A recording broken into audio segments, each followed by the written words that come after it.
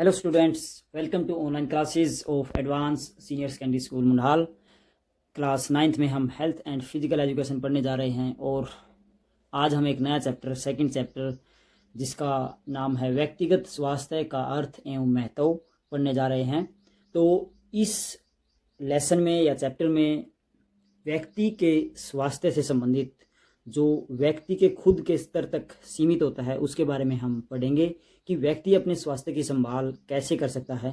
तो व्यक्तिगत स्वास्थ्य का अर्थ इस शब्द में ही निहित है कि व्यक्ति का खुद का स्वास्थ्य है। तो जो व्यक्ति का खुद का स्वास्थ्य है उसे हम व्यक्तिगत स्वास्थ्य कहते हैं और व्यक्तिगत स्वास्थ्य को सही रखने के लिए क्या क्या करना होता है वो इस पाठ में बताया गया है। तो व्यक्तिगत स्वास्थ्य से संबंधित सबसे पहले हम इसके कुछ नियम पढ़ लेते हैं कि व्यक्तिगत स्वास्थ्य संबंधी कुछ नियम बताए गए हैं वो क्या कहते हैं। तो व्यक्तिगत मैं लिख देता हूं, आप भी नोट करें। व्यक्तिगत स्वास्थ्य संबंधी नियम, तो ये कुछ नियम हैं जो व्यक्ति को अपने स्तर तक सही रखने होते हैं। अगर हम इन नियमों पर चलेंगे तो हमारा स्वास्थ्य निश्चिंत ही सही रहेगा। तो व्यक्तिगत स्वास्थ्य का नियम हमारा जो टॉपिक है आज का, उसमें सबसे पहले हम संतुलित भोजन के बारे में चर्चा करेंगे। नंबर 1, संतुलित भोजन, क्योंकि व्यक्ति को जीवित रहने के लिए एक ईंधन के रूप में भोजन की आवश्यकता होती है। तो संतुलित भोजन अगर हम लेंगे तो हमारा स्वास्थ्य निश्चित ही सही रहेगा। तो संतुलित भोजन में अलग अलग प्रकार के व्यंजन, अलग अलग प्रकार की सब्जियां या हम अलग अलग प्रकार के पोषक तत्व लेते हैं। तो कहा भी जाता है कि हर रोज एक जैसी सब्जी ना खाएं, अलग अलग रंग की अलग अलग तरह की सब्जियां खाएंगे, खाना खाएंगे तो हमारा जो स्वास्थ्य है वो सही रहेगा, क्योंकि उसको पोषक तत्व जो मिलने होते हैं वो सही अवस्था में मिलते रहेंगे। तो संतुलित भोजन के बाद हम नेक्स्ट सेकंड नंबर पर लिखेंगे व्यायाम, क्योंकि व्यक्ति को अपना स्वास्थ्य सही रखना है तो उसको इस मशीन को, इस मनुष्य रूपी मशीन को हलचल में रखना होगा। अगर हम इसको एक जगह पर खड़ी कर देते हैं इस मशीन को, तो ये फिर उसमें हलचल ना होने के कारण इसके जो पार्ट्स हैं उसमें प्रॉब्लम आ सकती है, क्योंकि मनुष्य भी एक मशीन की तरह ही है। काफ़ी अंग, काफ़ी ऑर्गन्स मिलकर कार्य करते हैं। तो अगर हम उनको एक कह सकते हैं कि निरंतरता की अवस्था में अगर हम उनको नहीं रखेंगे, जिसको चलायमान नहीं रखेंगे, तो यह मशीन भी जाम हो सकती है। तो व्यायाम उस जाम से हमें बाहर निकालता है।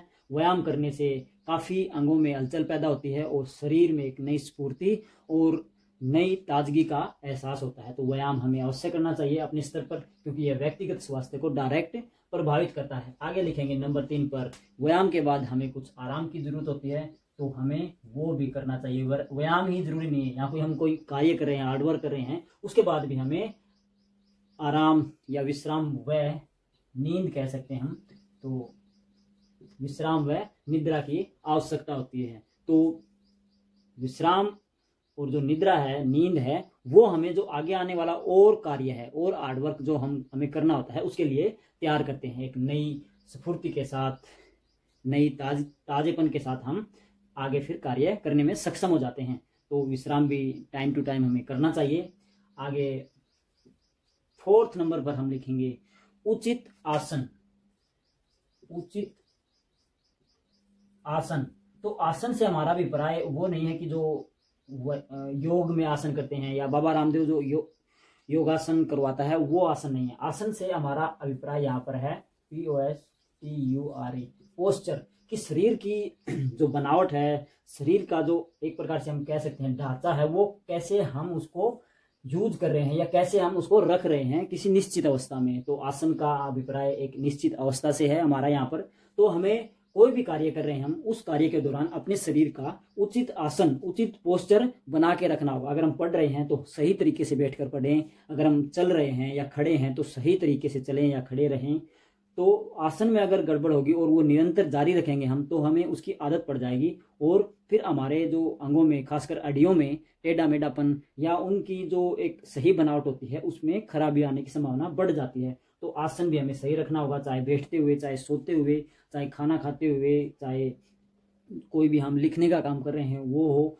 तो शरीर को एक निश्चित आकार प्रदान करने के लिए हमें इन आसनों का ध्यान रखना होगा। खासकर बच्चों को इसका काफ़ी ध्यान रखना होता है, क्योंकि बच्चे के जो ऑर्गन्स होती हैं, हड्डियाँ होती हैं, वो थोड़ी कमज़ोर होती हैं या हम कह सकते हैं नाजुक होती हैं। तो अगर उस उम्र में हड्डियों पर अनावश्यक दबाव हम डालेंगे या गलत आसनों का प्रयोग करेंगे तो उनमें एक बनावट में टेढ़ापन आ सकता है या उनकी जो संरचना है वो गड़बड़ा सकती है। तो उचित आसन का प्रयोग भी हमें करना चाहिए। व्यक्तिगत स्वास्थ्य के लिए यह बहुत ही आवश्यक है। आगे बढ़ते हैं नंबर 5 पर। नंबर 5 पर मैं लिख रहा हूं वस्त्र। व्यक्ति के स्वास्थ्य को प्रभावित जो ये वस्त्र हैं ये डायरेक्ट प्रभावित करते हैं, क्योंकि जब हम वस्त्र पहनते हैं तो अगर हम स्वच्छ वस्त्र पहनेंगे तो निश्चित रूप से हम काफ़ी बीमारियों से बचे रहेंगे या कीट पतंगों से बचे रहेंगे जिससे बीमारियां फैलती हैं।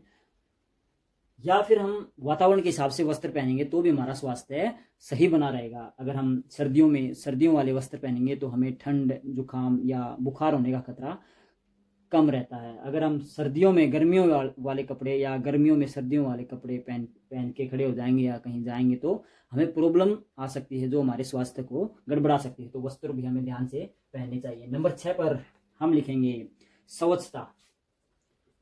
स्वच्छता चाहे हमारी शरीर से संबंधित हो या स्वच्छता हमारे आसपास का जो माहौल है, आसपास का जो वातावरण हम कह सकते हैं, हमारे घर का, हमारे स्कूल का या हमारे आस पड़ोस का जो वातावरण है उसमें हमें स्वच्छता बनाए रखनी होगी, क्योंकि वो भी हमारे स्वास्थ्य को प्रभावित करता है। अगर हम घर पर रह रहे हैं, अगर हम अपने कार्य सही तरीके से कर रहे हैं मगर घर में स्वच्छता नहीं है तो वह हमारे स्वास्थ्य को खराब कर सकती है, हमें बीमार कर सकती है। तो स्वच्छता भी इंपॉर्टेंट है, क्योंकि स्वच्छता अगर रखेंगे तो काफ़ी जो बीमारियां फैलाने वाले जो कीटाणु कह सकते हैं हम, जो रोगाणु होते हैं, वो अगर स्वच्छ होगा वातावरण तो उसमें नहीं फैलेंगे। तो स्वच्छता से हम परिचित हो गए। यह बहुत ही इंपॉर्टेंट है मनुष्य के व्यक्ति के स्वास्थ्य, व्यक्तिगत स्तर तक स्वास्थ्य को एक प्रकार से डील करने में।